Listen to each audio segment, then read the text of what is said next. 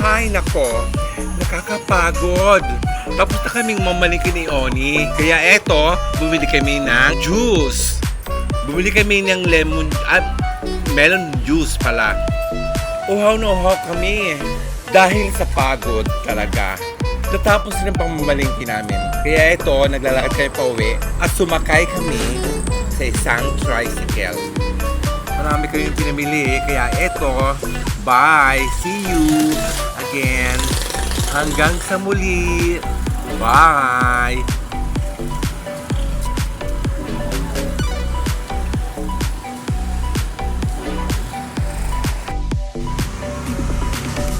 Nakamask siya para hindi siya makilala ng mga tao. Kat lang siya.